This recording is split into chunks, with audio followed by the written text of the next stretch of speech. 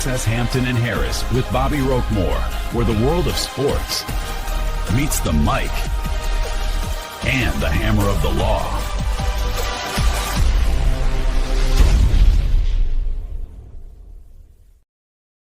And good evening, everybody. Welcome to a late night edition of Hampton and Harris with Bobbi Roquemore, coming to you live. I'm Ricky Hampton, along with my great friend, JD Harris, John Harris. Hope everybody's had a great evening. And JD, we wanted to come in and happy holidays to everybody out there, all our friends with Sports Fluent. We are a new show here on the network, and looking forward to having you all check us out. John and I have spent years covering sports at all levels, from high schools when we first started off to college and pros. John has covered NBA finals and Super Bowls, as I have. So we've been around the block a couple of times. JD is an author of several books, and I am proud to say I'll be a first-time author coming up in about a month or so. So thank you, brother. I appreciate that, JD. JD, I'm still getting used to saying that, man. I like it. I like it. Author Ricky Hampton. Right. Hey, but man, let's get to it, brother. The Emirates Cup. The Knicks went into Vegas and knocked off San Antonio, who knocked off the most awesome basketball team I've seen in a while, the Oklahoma City Thunder, in the semifinals. But the Knicks went in there and beat them to win the Emirates Cups. Your thought, number one, on the NBA Cup, and how you think, is it playing out the way the league thought it would, and what you thought about what you saw last night? Good question. Is it playing out the way the league thought it would? Probably not. I don't think they wanted to see Oklahoma City and San Antonio, two small markets, in the semifinals. I thought it was a great game, maybe the best NBA game I've seen this year. The big market teams, New York won it, so they're the biggest market. But if you look at it from a competitive standpoint, I think that semifinal game was a great game for people to maybe discover some players they really didn't know a whole lot about, who they haven't seen a lot about. And I took something from that game. I thought it was interesting. I thought, to me, San Antonio approached that game like it was Game 7 of the NBA Finals. They were on point. They were hitting their shots. Wemby came in, played great in the limited minutes, totally influenced the game. Oklahoma City, that night they just weren't good enough. But I think, looking at some of the comments from Wemby and what have you, I think San Antonio looked at that as more than a game. And I think they didn't look the same. They played a good game against the Knicks, but they didn't play with that same level of whatever against New York. Taking nothing away from the Knicks, and especially not Spike Lee. Bless his heart. I'd hate for him to have to take that title away from him, because he really wanted to win that, man. He is a Knicks fan. I will give that to him, Spike. But I'm just kind of shaking my head a little bit, dog. I was like, okay, Spike, you go there, dog. But I think if they take a lesson from that, San Antonio, it should be like, that's going to be like the playoffs. You could play a great game in game one, a great game in game two of that series, but once they start to chart and figure out a way how they're going to handle Wemby or not. Wemby was not the same dominant player against New York that he was against Oklahoma City. That's a lesson for a young team to learn. It's a big win over OKC. That was only their second loss, just one game though, and they came out the next day, didn't play quite the same. So I thought that's what I took from that. The Knicks played very well. I tip my cap to them. But Jenny, you really hit on something, man.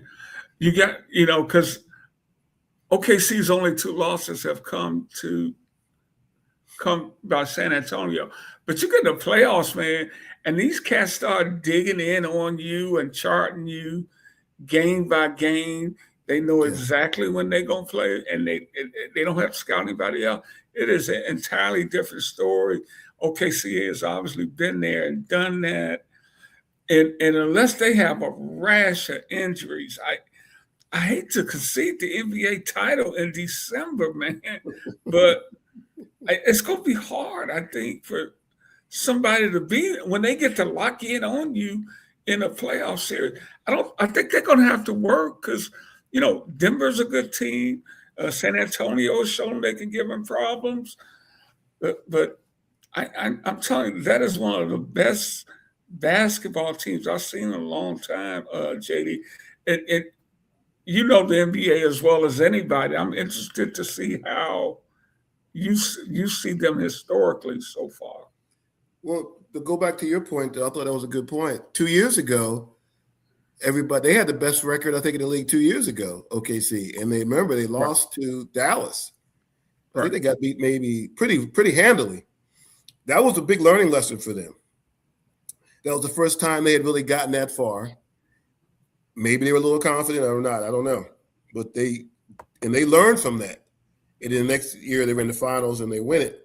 So that cup game, I hope, for San Antonio, they're very talented, but they got a lot of young players that have not been to the playoffs yet. And very rarely do you see a team historically in the NBA. You can look through all the years. A team that wins a championship, remember the Pistons, they had to go through it. They had to lose to the Celtics, right? Yeah. They had to take their beating before they won a championship. So you don't really get to skip line and go from what San Antonio right now to the finals. It generally doesn't happen that way, but they've got all the talent that's needed, to get there. But to answer your question about OKC, I mean, I looked at them, their rating actually went up almost a point from the last time we did it 2 weeks ago, which means they're continuing to play steady basketball. They lost that game to San Antonio, what about 2 points, 3 points, very close game. Wasn't much to choose from. They just hit some big shots. And I thought did a very good defense. Yeah. Go ahead. Yeah. They hit some. On Shea. Shea, was hard for him to get his shot off. They did a good job on Shea. I thought they did. Yeah. Yeah, and we're going to get to the Tendex ratings, your system you had in place long before anybody was talking about how you look at players through analytics and everything. And I can say to the viewers out there, it's been one of the most accurate rating systems I've run across. And JD was telling me about it a long time ago. I was like, oh, come on, man. What are you talking about, JD? But everybody said that. But yeah, you listen. But you listen. Most people didn't listen. But it is a tried and true method. It truly is. And in fact, let me pop this up here since I brought it up. This is the Tendex ratings, and we're starting in the Eastern Conference. And JD, break down to our new viewers, because each week here on Sports Fluence, we're going to be bringing in new viewers. And if you have any questions or comments, feel free to send it to us. Talk about Tendex so our viewers out there can understand them tonight. Yeah, well, Tendex is a point per minute rating system based on a team scale of 100. So in these stats that you see, 100 is the average rating for an NBA team. So this lets you know how these teams rank as far as how strong they are, how above average they are. Some are below average. It just depends. I just picked the top 8 out of each conference, and then we go with the top 10 total of both conferences. And the Knicks have gotten better. Last time I did their rating a couple weeks ago, so they've gone up over 1.5 points since the last time we did their rating. They replaced, because Detroit was ranked the high. And it's not a huge difference. You can see now they're 107.9, Detroit's 107. But what shows you how a team is getting better. Same with Boston. Boston is climbing a little bit. Their rating has gone up a little bit, which indicates to me that they're really adjusting to not having one of their superstars playing. And they're getting more comfortable with their system. They, along with Oklahoma City, are the 2 best teams as far as steals and turnovers. They have the best rating. Those are the 2 teams with the very best ratings, which means they have more turnovers than steals, but not a lot. most teams have a lot more turnovers than steals. And what that means is you're able to accumulate, taking possessions away from your opponent, creating more possessions for you. So I don't think it's a coincidence that OKC is where they are. But New York is strong. Detroit, Boston climbing. Orlando's been steady. Toronto. The thing I like about Timdex, it'll point out a team like Toronto that you don't maybe think about when you see their rating. That means they're in the mix. They're not there yet. But, they've got accumulation of young and veteran talent, and they can beat anybody. Just don't know if they can beat it on a steady basis, if they can rank up with the top team. Not at this point. The team I see slipping, and before I say that, I got to apologize to our viewers out there. You weren't watching We Got Next with my great friend Paul Mokeski and Ricky Hampton. That was accidentally on the scroll. This is Hampton and Harris with Bobbi Roquemore, and now I got the right scroll going. So we got that out of the way. But JD, what's going on with Cleveland? Because a lot of people said with Boston, with their star being out, that Cleveland would just run away with the East, maybe have to deal with the Knicks. But they have really struggled. What is Tindex saying about what's happening over there? They've dropped significantly. For a lot of last year, Tindex had Cleveland by far and away with the highest rating in the East, over 110. As you can see now, they've fallen off. They lost tonight. They lost tonight. Okay. They're an odd team. When I watched them in the playoffs last year against Indiana, a lot of young talent, that maybe just mentally not all there yet, not ready yet, and maybe feeling that, okay, like you said, okay, this is our year. The Pacers are down. Their superstars out. The East is ours this year, right? And it's not. And they're learning that. And so that's what I take from their rating at this point. They have enough talent to turn it around, but in the meantime, you got young teams like Toronto, Atlanta, and Detroit, who are getting better with more confidence, that are showing better overall consistent performances than Cleveland. Cleveland could beat anybody, and as they're showing right now, they can lose anybody. They can lose anybody. And you mentioned the Pistons, man. That experience they had last year, taking the Knicks to the wire, I think was really good for them. I think that they got a taste of it. Yeah. And they got an excellent coach in J.B. Bickerstaff. Yeah. And they have really taken what happened to them, because they felt they should have beat the Knicks. I thought the Knicks were a better team, but I agree they had a chance to beat them. Game 7 last year. Went right down to the end, right? The last seconds almost. Yeah, absolutely. Knicks, that doggone Jalen Brunson. And as Tindex does individual player ratings also, correct? Yeah, I gotta get around to doing that, guy, and let people know, because there's been a debate about who's the best. Is it Shai? Is it Shai? Is it Jokic? And Tindex does a really good job of identifying that. I don't think there's probably, from a Tindex standpoint, there's probably not a lot of difference. I think that it comes down to personal preference. How you fit, how they fit your team. Who do you like? Who do you like the best? I mean, if this guy's is going to have a team with the all-time best record, I'm going to have to look at him pretty seriously, even though Jokic is a dominant player in his own right. Hey, JD, how, in past years, how is Brunson rated? I don't know if you saw the interview after the game the other night. His teammate Josh Hart was kind of chiding him, saying, well, he doesn't really, he's really kind of slow. He's not very big, but he goes out there and gives you 40. He was just joking around because Jalen was sitting right there. But you look at him, if you were a scout, and it's like, I don't think he's a good enough athlete. I don't think he's big enough. But he is a highly productive player. Yeah, it's interesting that you said last year I really hadn't paid much attention to him in college.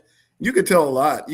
One thing about Tindex, I can always go back and check Tindex ratings of players when they were in college. You can still do that as long as you have the available numbers.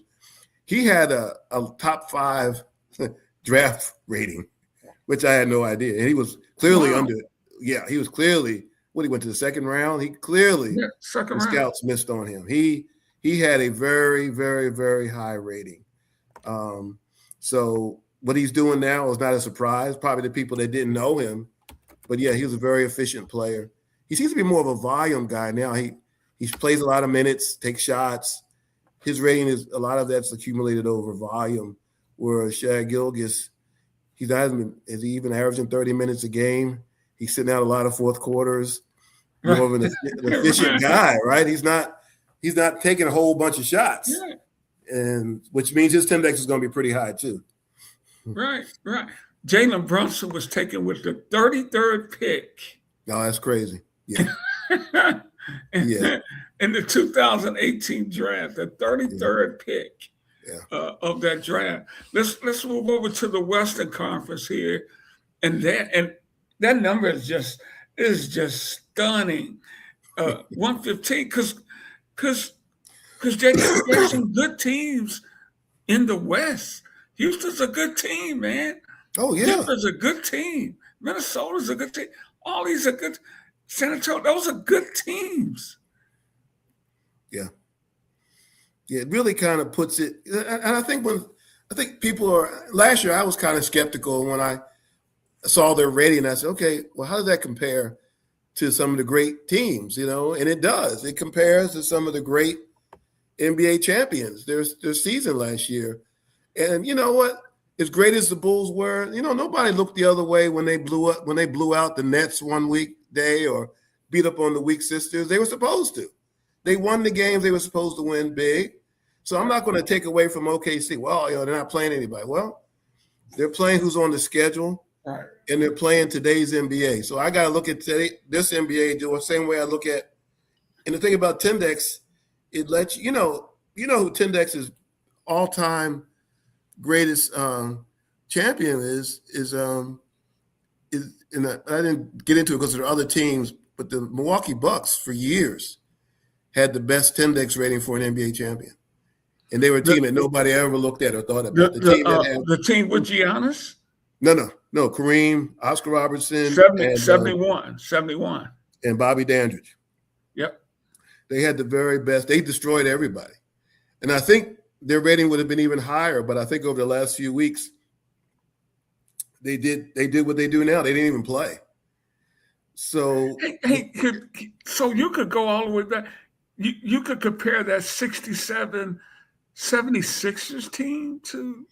Yeah, it's harder. It's harder in a sense because you have to go to where you don't have all the stats, because you remember the NBA started added some stats like block shots. Yeah.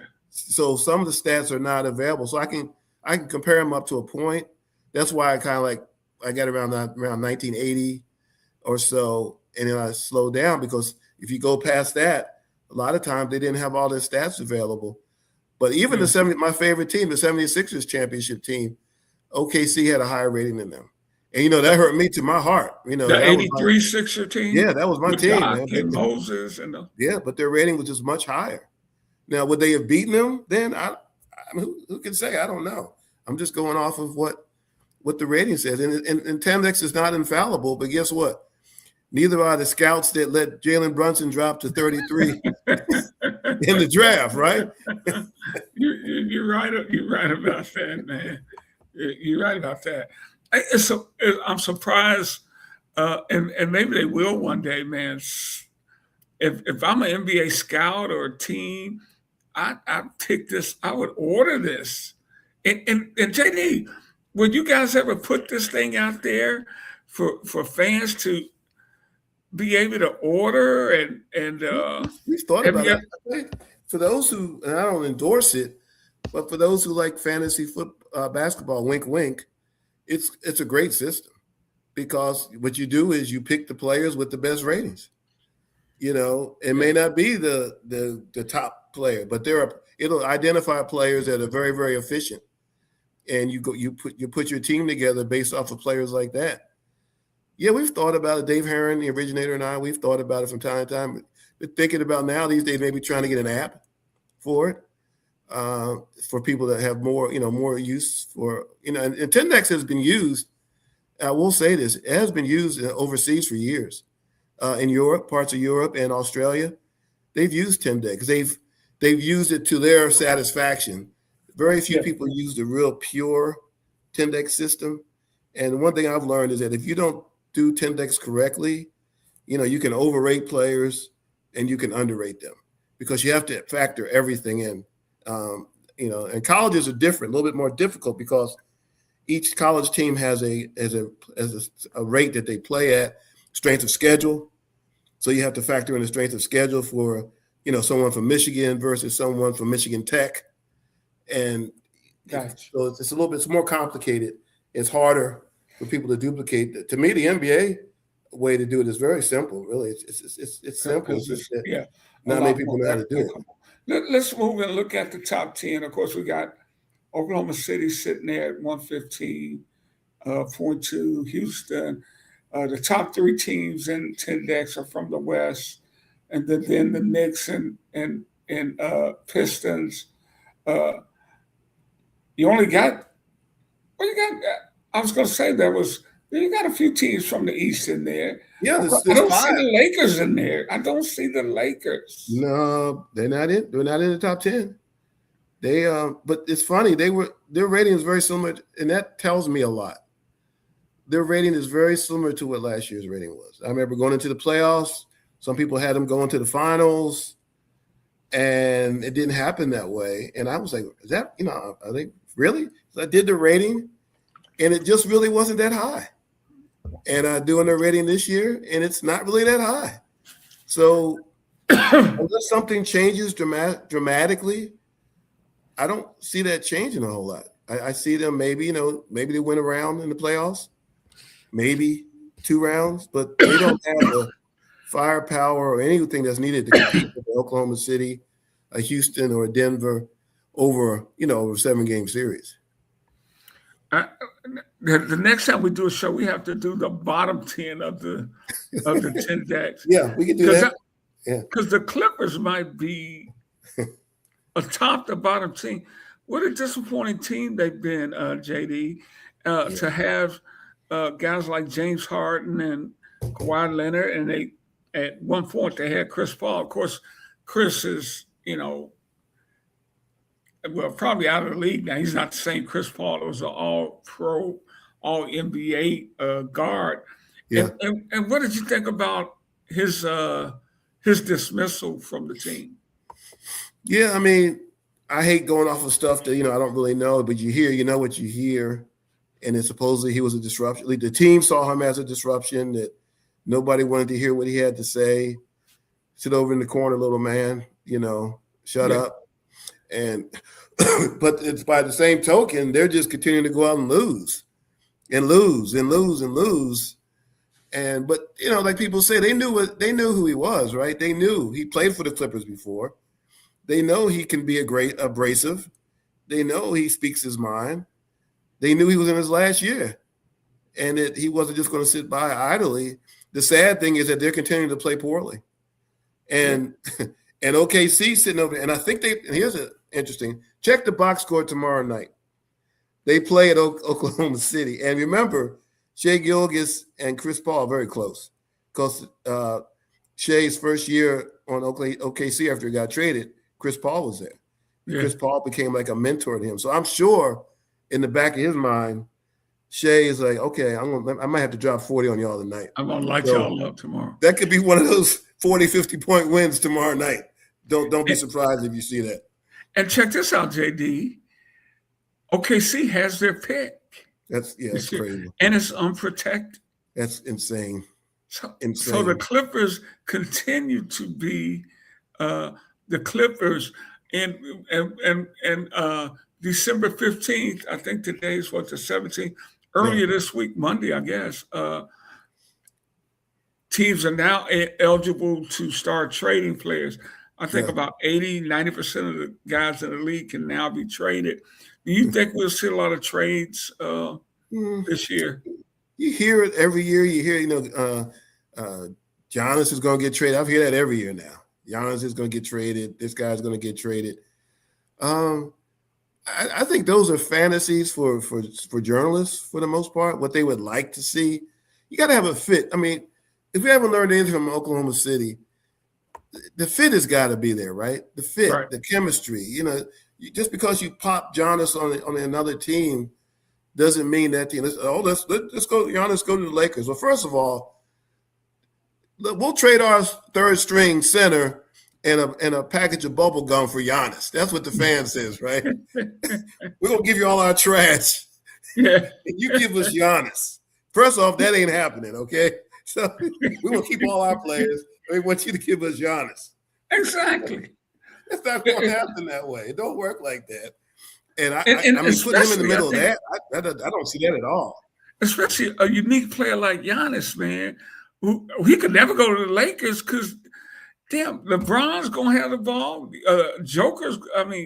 Luka's going to have the ball. You need 3 or 4 basketballs if he went there.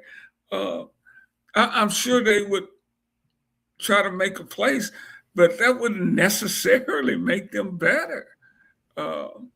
You just don't know the fit. But more than anything else, Giannis makes $54 million a year. So you're gonna have to come up with something to match that first. And you probably have to trade away 3 or 4 of your starters. Now you got Giannis, but you ain't got nobody to play with. Yeah. Giannis doesn't know how good he has it in Milwaukee with the media. If he was in LA and New York, man, he don't know. It'd be crazy. The media there, you know, expectations. Milwaukee, come on, nice.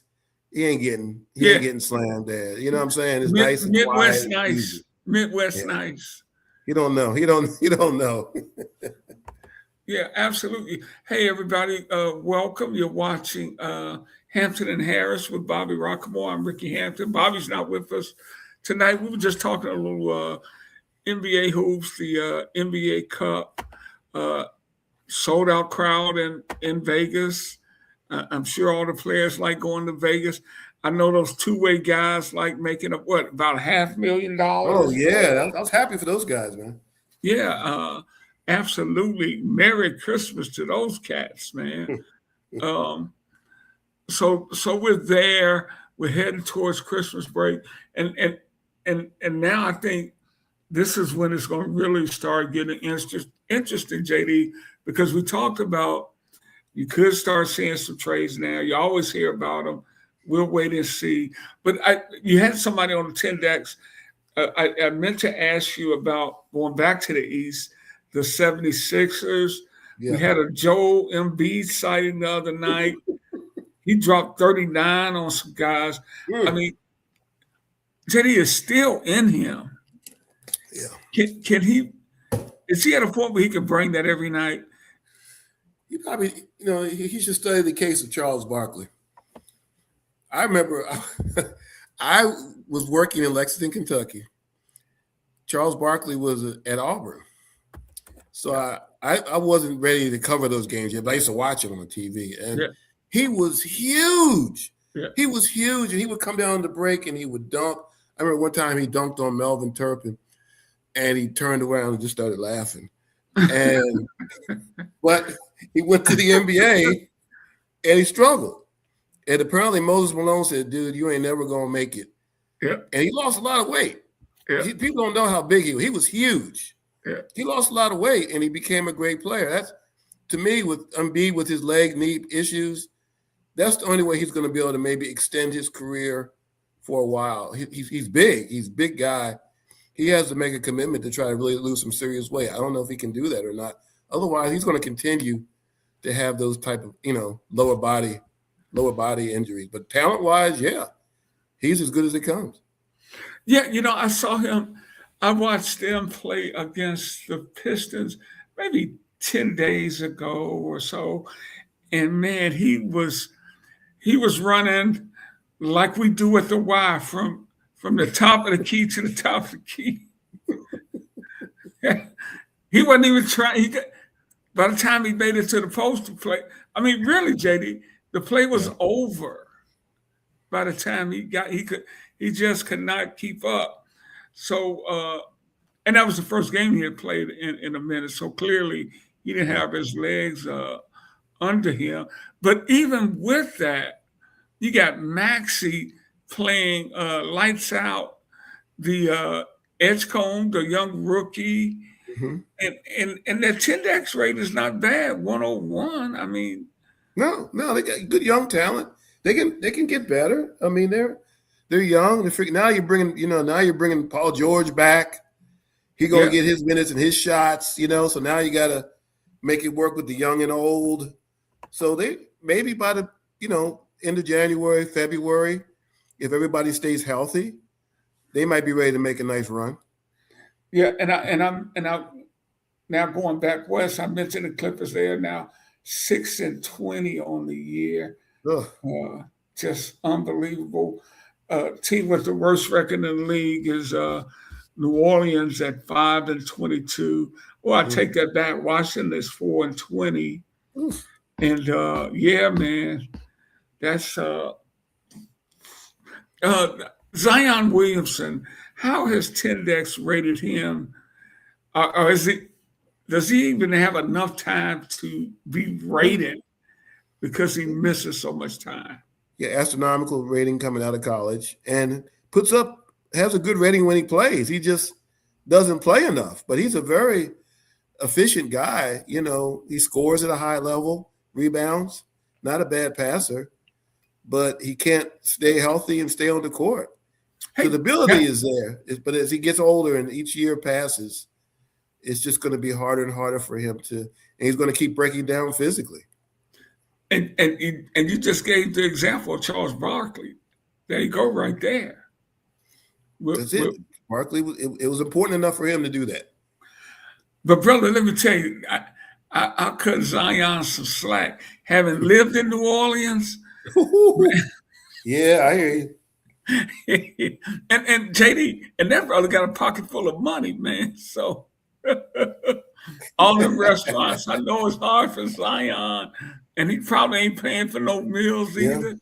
He's over there at Commander's Palace. You need to hire a chef.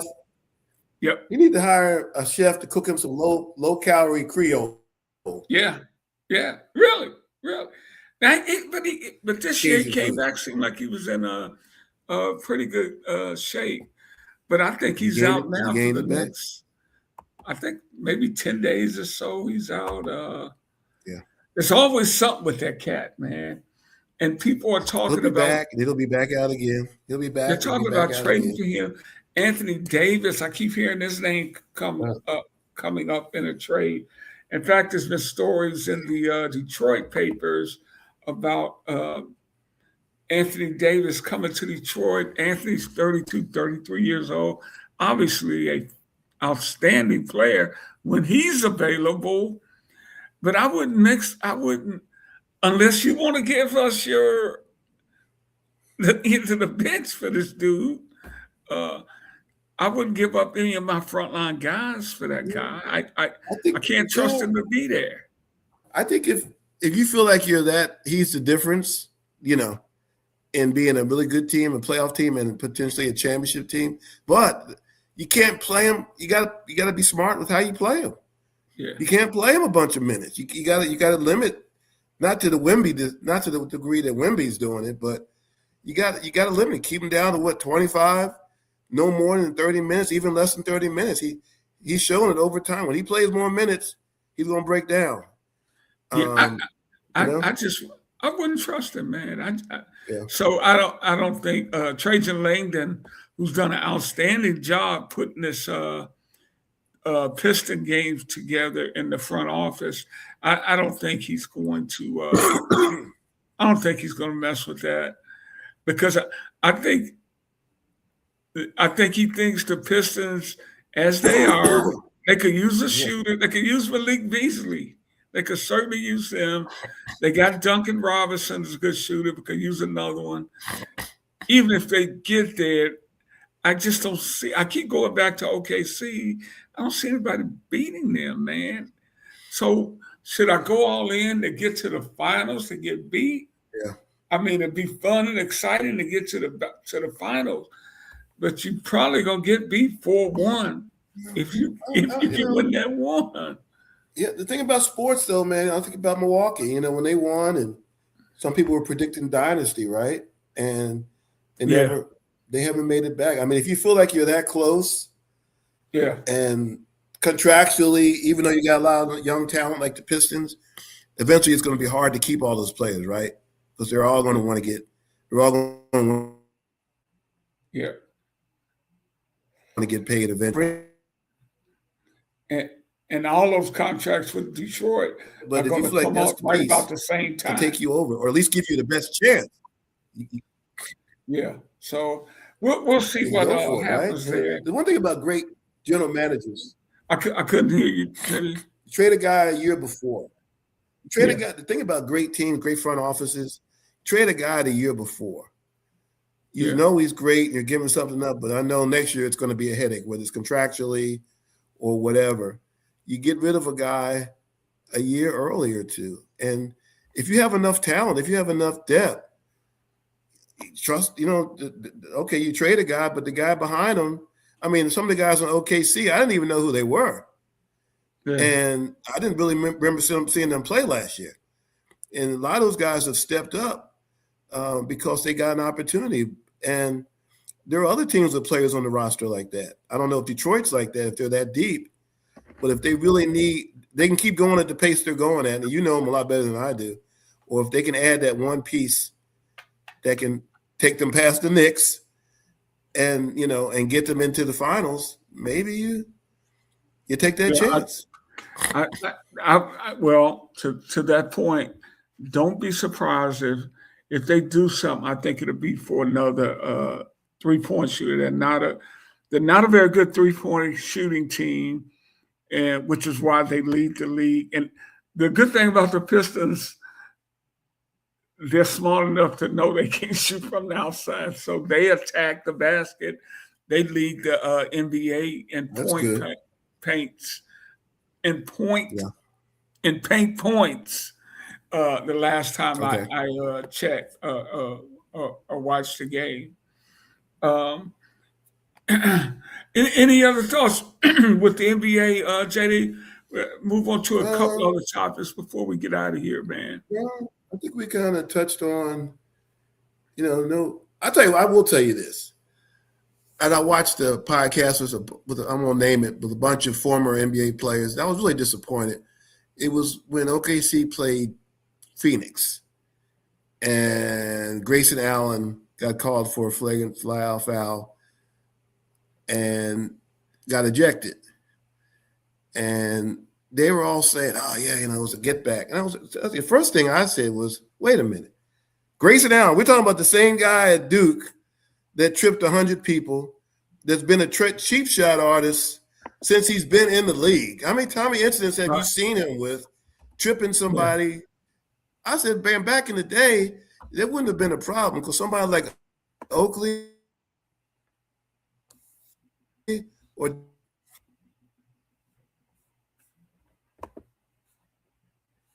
Davis acknowledged that this guy has a track. They kicked him out of the game because he has a track record for that. I can't believe that he's still getting away with it, and that someone hasn't dealt with him on the court or off the court to make sure you ain't gonna do this no more, son." Yeah. He just always just kind of slinks away like he didn't do nothing. And I was like, wait a minute, guys, why aren't you not acknowledging this guy? He's a nemesis. He's a cheap shot artist. He's injured a few people behind us through the years. And he just signed a huge contract a few years ago. Yeah,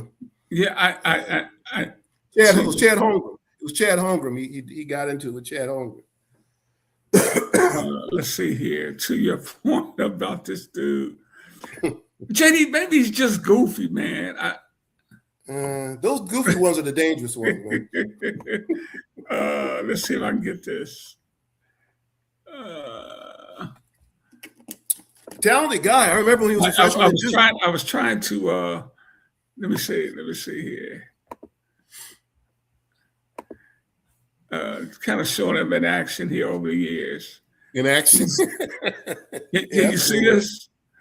You see that? I mean, this is college days. That's a clear trip, man. He trip people all the time. Oh, I didn't do it. It's Krzyzewski used to always make excuses for him. He'd always alibi for him.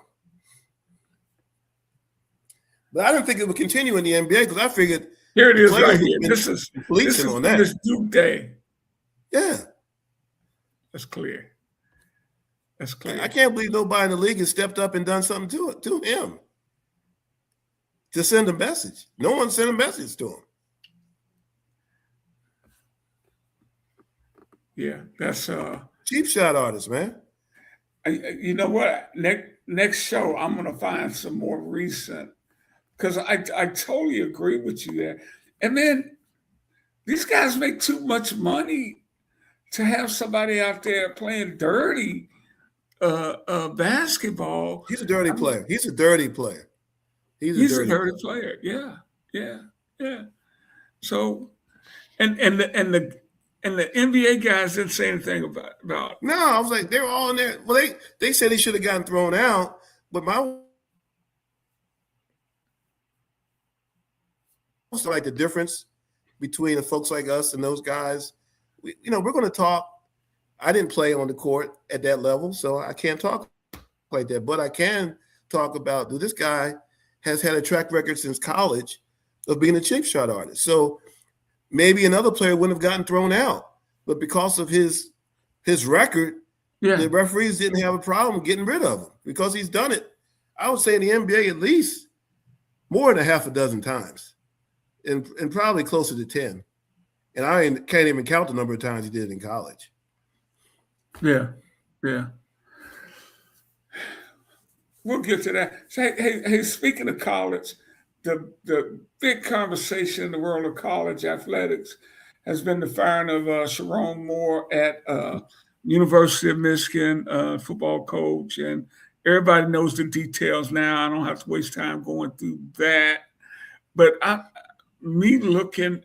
what I wanted to do, just ask you, how does this impact things going forward? And do you think this impacts coaches of color as they go forward? Because you look now, when you hear everybody talking about, well, who's replacing Moore at Michigan, there's not an African-American coach's name on that list. And who knows? Maybe they will hire another African-American coach. The AD at the University of Michigan is Manuel Ward, an African-American man. But my thought is it hurts. We were just talking about the grocery store thing, the guy robbing the liquor store. I didn't do it. The next coach, he didn't do it. Why are you trying to punish me for something I ain't have nothing to do with? Yeah. But I do believe that occurs. But I do believe that occurs, Jason. Yeah. Other black coaches should not be held accountable for this knucklehead. Like I said, the guy robs a liquor store, brother robs a liquor store, and all black people, we're all feeling bad about it, feeling like it's a reflection on us. And we got people killing kids at schools all the time. I don't hear anybody jumping out saying, "Oh my God, I'm taking that mass shooting on myself." No, that's that fool over there. Well, that's that dude. Yeah, that's that fool at the liquor store, and that's that fool who blew a golden opportunity at the University of Michigan, and he should be judged solely off of that. And any other coach coming up should not be judged by that guy. Unfortunately, like you say, it's another excuse for why I don't have to reach out and bring in somebody else. Yeah, and college athletics is already such a volatile world now. As we talked about on the show last week, it's free agency every week, every year in every sport. Oklahoma State, they got 25 guys in the transfer portal. They got 2 whole starting teams in the transfer portal, plus 4 backups. So whoever takes over that job, they were already, I think they were 1-10 last year. Yeah. 1-11. The problem with the portal, Rick, is that, like you say, coming from a team that's not that good, all these 25 guys, they may be in the portal, but maybe half of them might get opportunities, and the other half might not get anything. Yeah. Well, then what? You play for Oklahoma State. And then you get stuck. You get stuck. Yeah. Then what are you going to do? And that happens in basketball quite a bit. I think Paul Mokeski and I were talking about it on our show. This was early on when the Florida first opened. And my numbers may be off a little bit here, JD, but it was like 1,500 guys in the portal, and maybe half of them didn't even get picked up by anybody. Now, if you thought she should have played 20 minutes but only played 15, I'm transferring. I'm going to the portal. And that's happening at every level. So, but it's good for the players that they have the freedom and flexibility. It's bad, absolutely, because what are you learning? What are you taking from that? If the coach looks at you cross-eyed, he plays the other guy ahead of you. Okay, I'm taking my ball and I'm going home. What are you developing? What kind of mental sports, especially football, is about mental toughness, right? Overcoming pain, injury, obstacles. So what are you learning now? This portal is not encouraging that. Yeah, I don't like it anymore. I'm gone. So now you're bringing players in now. If they do make it to the next level, their mindset is, how do you coach that? That's what they've been doing for the last 6, 7, 8 years. How do you deal with that at the pro level? The guy, you coach him hard and he pouts or whatever. It's good for the kids. It's good. Let me put it this way: it's good for the kids that are able to financially get something out of it. But those that don't get financial benefits, I don't think it's that good for them. Yeah, and it's been devastating to a lot of the lower level football programs, particularly HBCU programs. Yep. If you play at Jackson State, you have a great season. Ole Miss, LSU. Hey man, let me give you 25 grand. It don't take much because the brother wasn't getting nothing at Jackson State. You give 50 grand. Oh, I'm gonna come over here. Hey. Mm-hmm. I can't blame the guy for doing that. Oh no, not at all. Yeah, so it's causing problems all over the place, and we'll just have to see how some of these schools are going to address them. I know Tennessee State University in Nashville has started I can't call it a booster club. I guess it is a form of a booster club. It's called the 1912 Club. And these guys, 1912 is when it became Tennessee State. And they are fundraising money to help retain players, to use an NIL, to try to make that program more competitive. TSU football may have gone 2-10 or something this year, which is totally embarrassing for a once proud program like that. And I think what they're trying to do is a good thing, because if they don't, the program's just doomed. And a lot of other programs are going to be doomed if they can't figure out the money part of it. And look at Vanderbilt. Whoever thought that would have happened? Never.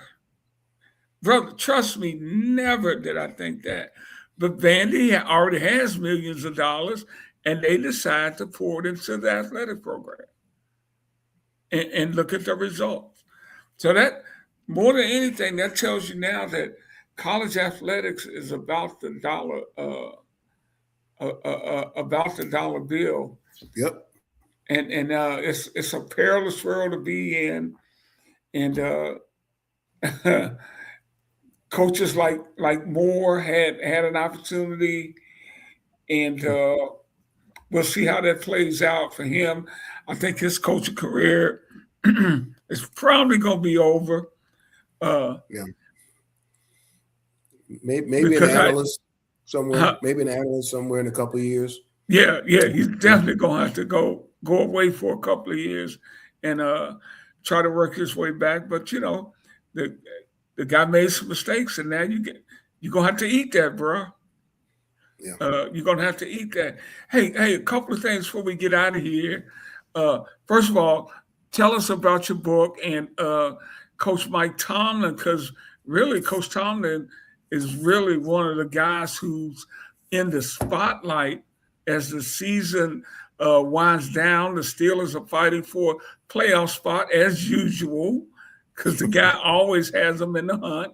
They actually come to Detroit to play the Lions this weekend, and the Lions are fighting to stay in the playoff. I think that might be the 4:00 game. I think you're right. Yeah, it probably is such an important game. But you wrote the book on Tomlin, and first of all, talk about that, and talk about where you think he is at this point in regards to his future in Pittsburgh. Yeah, Tomlin, the soul of a football coach, is the definitive biography of Pittsburgh Steelers coach Mike Tomlin. 2 weeks, I was watching the Monday night game. It was just hilarious. They beat Miami like a drum, but 2 weeks earlier they got beaten like a drum by Buffalo, and the fans were chanting "Fire Tomlin." These same fans the other night, they were roaring, they were cheering. I couldn't help but just laugh. It was hilarious. And if they lose another game or two, they'll be chanting "Fire Tomlin" again. It's insane. They're in a good spot to go to the playoffs. How does he handle that kind of stuff? Every 2 weeks when he goes and cashes that direct deposit. Yeah. he looks in there. Baby, can you check the account for me? Is it in there? Oh, we good. We good. Okay. Carry on. To answer your question. Yeah. I don't know how you have to just block it out. I mean, the thing is, they're 2 games over 500. They got 3 games left. Everybody's figuring they're going to lose to Detroit this week because Detroit desperately. I don't know. Detroit defense, they're going to play Aaron Rodgers with an entire defensive backfield game. Second unit. So it might be a shootout. So anybody can win that. But go on. Hey. Yeah, the following week they play Cleveland at Cleveland, and surprisingly, they haven't won in Cleveland in a while. It's always a tough game in Cleveland. That could be interesting. So then the final game of the year is against Baltimore, which may or may not mean anything at that point. So if they win the division, they'll go to the playoffs, play in a wild card game, but they will host it. And then, like people say, anything can happen. The question the fans or whoever, the people that call themselves fans are asking is, we've seen this before. Yeah. Can you win a playoff game? Yeah. Can you win 2 playoff games? Because if you guys just go 10-7 and lose in the first round of the playoffs again, they're going to be upset again, and that's where and they feel like another coach can come in and take it to that next level. And I guess that's the big question: how do they handle these last few games? And when they get into the postseason, are they able to win a game or two? Hey, I want them to go to the Super Bowl, dude. I'm trying to sell books here. Yeah. hey, but I'm not proud. If he ever left Pittsburgh, he would have his choice of jobs. He would be the number one candidate of any NFL job is open. And I think I don't know if he would ever want to do this, but he would be a hell of a college coach. He's spoken out. He's spoken out very strongly against college, or maybe because of all the BS in it now. Yeah, I think for the NFL, if there is another place for him, I think there will be openings for him, but I don't think he could just go to any of them. I think he has to pick one. He's not going to find another ownership group like he has here in Pittsburgh, which has the patience and sensitivity that the Rooneys have. And he pretty much has the power to do what he wants. So he'd have to find another place like that. And a lot of these teams have general managers in place. So you got to find the right fit, right? You got to find the fit where, your decisions are valued. People who you want to trade for or draft, so you're on the same page with your general manager. So it's important that he finds a place like that where he can go in, or where he's going to get the control to do all that. I think those things are very important to him. A team that has a quarterback, and there are not many of them out there. Yeah. He's not going to go to a situation where there's no quarterback. He's already got that. He hadn't had a quarterback in a while, man. No. He really hadn't. And Rodgers has probably been his best quarterback. And Rodgers, what, 45, 48, 49? I don't know. He just turned 43 the other day, man. Yeah. So shoot, man. He's his best quarterback. But man, that's going to be interesting there. Man, we've had some injuries. Patrick Mahomes, ACL, Michael Parsons, ACL. We certainly wish those guys a healthy recovery.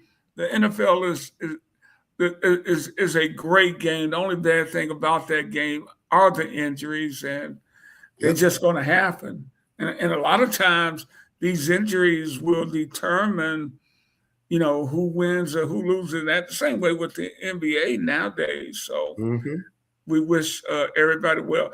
JD, we're going to get out of here, brother.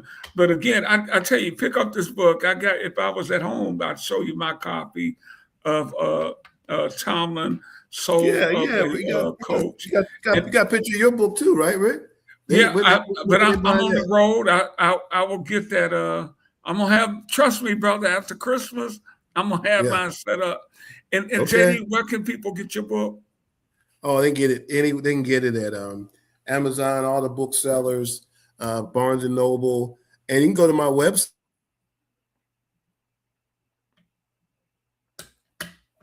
And JD, you also do columns for Substack. Actually, John Harris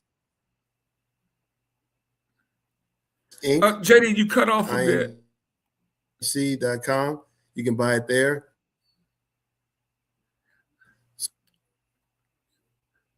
You cut off on me, JD. You want to learn about Tendex? What's that? You cut off on me when you were talking about your website. Can you hear me? No? And I mentioned you also write for Substack, because I am a subscriber to your work there. Yeah, Substack. If you want to learn about Tendex, I really spend a lot of time with the colleges. I explain how the system works. I look at the top ranked players. I was going to wait till the beginning of the year and come out with my list of the top players in college, but go back into my archives, you can learn a lot about Tendex. I don't give away the secrets, how to use it, but I tell you about how it works. Men's and women's college basketball. I've become more of a fan of women's college basketball through Tendex. Hey, so and we'll get into some of that as the basketball season, because now basketball is really about to kick into conference play after Christmas, and we'll see what goes on from there. Yeah, we're gonna have a lot of fun with that. We got a lot of fun with that. We're gonna get out of here. This is a late night edition of Hampton and Harris with Bobbi Roquemore. We'll see you next time. Happy holidays, everybody. Merry Christmas. For my friend John J.D. Harris, I'm Rick Hampton. Peace, everybody. Peace. Happy holidays. Happy holidays. Chai.